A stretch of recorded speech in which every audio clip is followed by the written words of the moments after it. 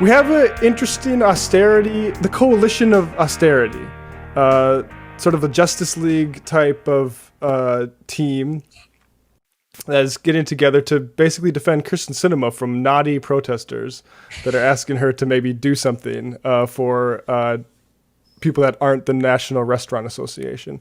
And even worse, NRA. Yeah, exactly. The NRA you weren't prepared for. I have some amusing forays into this. The first was, by one Joe Biden himself, who came out, and this is the Joe Biden we like. I finished Adam Tooze's book, and one of the recent histories that he goes over that I think is worth looking into is, I'm serious about January 6th, but I also think the way Biden handled it was really well and not hyperventilating about that and we got this, because they did, right? Ultimately he did. And there are people that were saying, why won't Joe Biden freak out? And he nailed that. And this is similar to his response to Kristen Sinema. She's been protested a couple times, once outside of a classroom at ASU. I mean, imagine being in that class. I don't think she's probably super responsive to her Rate My Professors reviews. But here is good old Joe, Base Joe, as people are calling him. More and more people are saying. And here is his response to Mr. President, you're talking about how you have 48 Democratic votes right now. The other two have been pressured over the weekend by activists. Joe Manchin had people on kayaks show up to his boat to yell at him. Senator Sinema last night was chased into a restroom. Do you think that those tactics are crossing a line? I don't think they're appropriate tactics, but it happens to everybody. From the only people it doesn't happen to are people who have Secret Service standing around them. So it's part of the process. Yes. Just really quickly, a lot of people have been trying to attack immigration. Now, Biden's probably not going to do very well on attacking on immigration there. That protester, I hope it'd be amazing if the Democrats came through and attacked that on, but that's not even really in the conversation as far as I know. But yes, it happens to everyone. But the more interesting thing is how this TPUSA guy, Danny de Urbina, look at this guy. This is the same people who have been downplaying January 6th. I think that is a relevant comparison. Wow, Biden just dismissed Kirsten Sinema being harassed and quartered into a bathroom this weekend. And I also want to note Sinema's the sort of I think despicable way she's characterizing these things as if there's been a crime committed. She suggested in her statement on her official senator stationery that people were filmed going to the bathroom, which is no, that there was filming inside of this restroom that you were being questioned at, but it's not like there was an under the stall sort of. Yeah, exactly. Right. And that sort of, that is authoritarianism in sort of plain speak. And the last people we should be asking how to protest, I would say, senators of the United States of America. Senators, the people who are literally as far when it comes to elected officials, are as far away from the ballot box as you can get, right? Because their terms are so long. Those are people who you should be able to put maximum pressure on by other means than just that one time when you get to vote or not vote for them. I don't even like when AOC does it, even when she's right, honestly. Because I don't think it's the place. I think she, not to get into that, but she sees herself as a political educator, but I also think you're a congressperson, right? Yeah. And there's some conflict between those two things. But so yeah, we have Danny de Urbina going down here, and we had a whole bunch of people. We had Steven Crowder, and the way that they defend this is, I think, what I'm more interested in talking about, which is that nobody wants to say, we don't want this money spent on you people. Right? We don't want to go into what's being spent. Joe Manchin's the only one coming out and saying entitlements and stuff like that. I mean, occasionally you'll get a rabid Republican talking about the socialism of the 3.5 trillion or something like that. But these guys, Steven Crowders and Dave Rubin's, that's bad business, because you're fundamentally trying to appeal to normal people, working people, who would like to see some spending, frankly. So anyway, here's how Crowder attacks it by the classic right-wing thing of demonizing the immigrant. Right? And she also said, "You're my senator." Right. Do you understand what that implies? Yes, that she voted? Illegally. Yeah. That is not at all the case. Like, Oh boy. I have not voted in plenty of elections, and I still considered that person my senator. And like, right, like that doesn't track at all. And this entire next minute 90 of frankly like bigotry is entirely predicated on this dumbass brainwave of a frankly stupid producer who constantly makes dumb assertions like this. Well, I just want to keep playing a little bit more. Right? And she also said, "You're my senator." Right. Do you understand what that implies? Yes, that she voted? Illegally. Yeah. How did an illegal? What's your point? How many times though? Saying, like, how You seem surprised. I seem very surprised. Oh, okay. Right? And How did this she is- get on a plane? Like, what identification did she use? No, that's racist. Just accused They you. don't They have identification. say of Yeah. being racist. Oh, and they were like, go ahead, it's fine. I don't need to go to the machine. Is it because I'm Latinx? No. Go ahead. You can go. Go around the ropes. Yes. Okay, that's Totally good. fine. Yeah. My system still works. Okay. I'm gonna go ask this lady some questions. I don't have to pay. Okay, that's probably enough of this. Yeah, guys. those assholes. Yeah, and then we'll just get with one more Dave Rubin here, who doesn't take quite that egregious of a. And people say, hey, you think we should deport these people? Sorry. There, thing, unfortunately. I think we've crossed what I would say is a very strange and dangerous Rubicon. This is what I like about Dave Rubin is he's a poet. You think about what this means, a strange and dangerous Rubicon. The Rubicon, of course, if memory serves, the river that Caesar crossed with an army. This is a strange and dangerous Rubicon, of course. Then finally, this one, I mean, this is just going to be an ongoing thing, unfortunately. I think we've crossed what I would say is a very strange and dangerous Rubicon in America.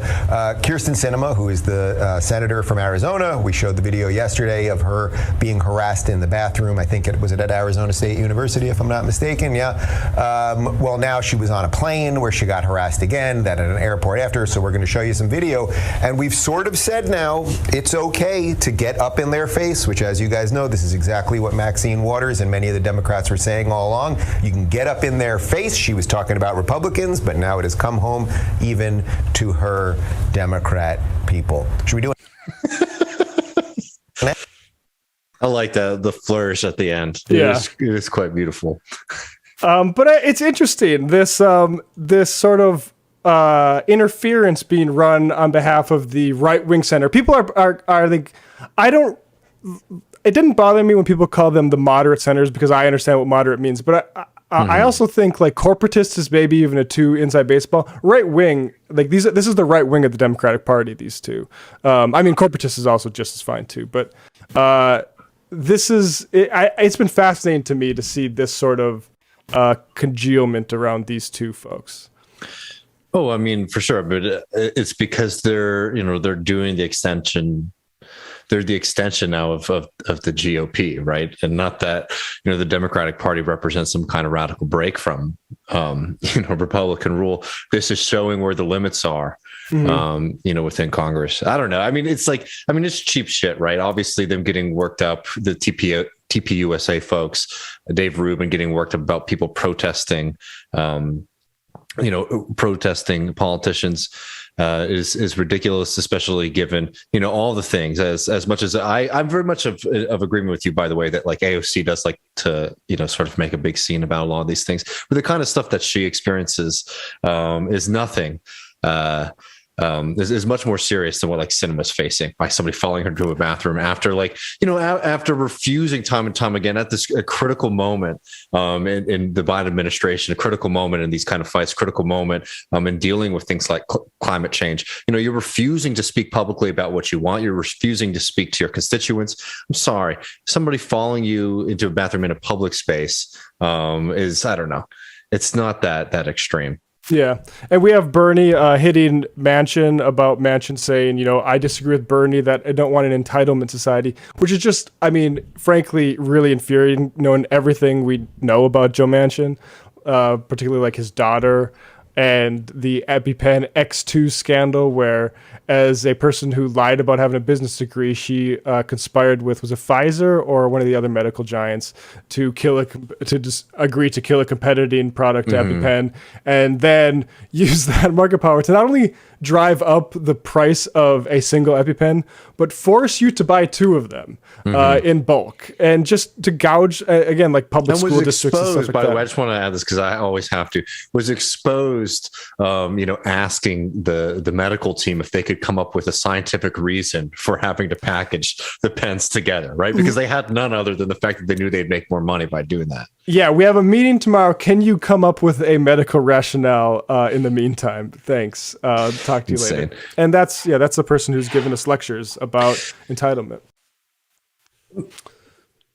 No, I mean, I'm just saying, like, this is the thing about the reconciliation bill, is it puts us in a weird situation because, like, I think it's woefully inadequate, like in the full 3.5 trillion version, right? And it's got to be pared down.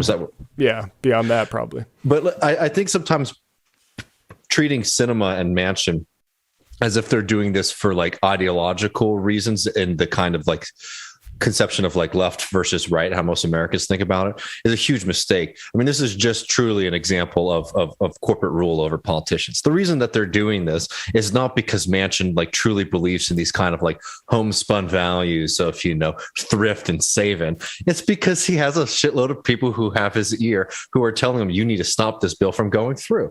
Primarily because, people are afraid this will be used as a justification to increase things like corporate taxes, right?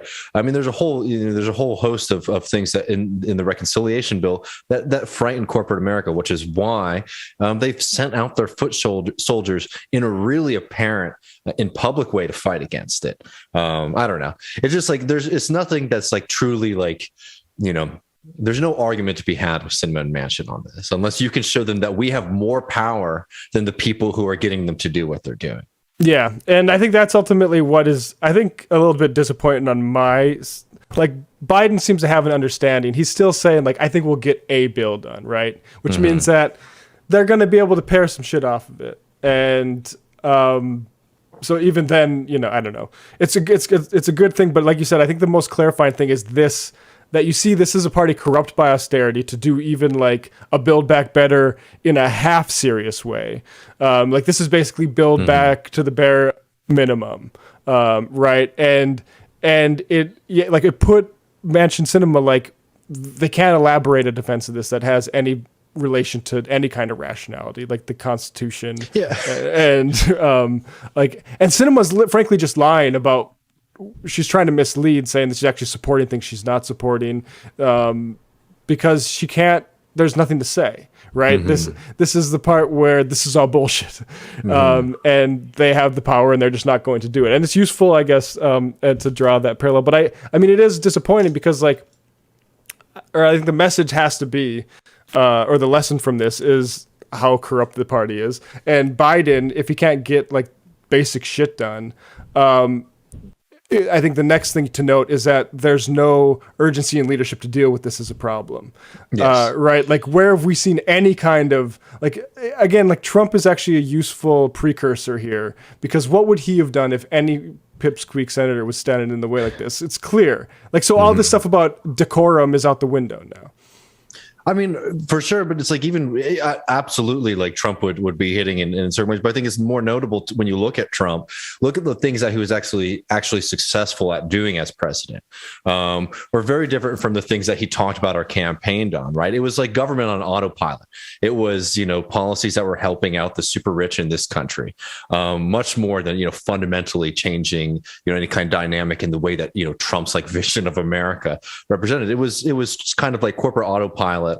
Politics from Trump with like insane Trumpian theater on top of it. And I think that's like the real kind of lesson that you're seeing right in front of you with Manchin and Sinema is like, it's a little bit less about like what they personally believe about things and much more. I mean, the most notable thing about Manchin even like more so than all of the campaign contributions that he gets, which are, enormous, and they point to a certain group of people. It's the amount of money that Manchin makes off of fossil fuel dividends, right? Like Manchin is just so personally invested in maintaining this system that anything that is even a slight threat to it, he's going to use his power to prevent it from happening, right? And that's the end of the game. But David, he's got a blind trust. I mean, I don't know. Yeah, he's got a blind trust, which means, you'd have to be really, really blind to not realize that anything that's doing something about regulating fossil fuel companies or combating climate change is probably not in the interest of somebody who's heavily invested in fossil fuel companies. Yeah, exactly.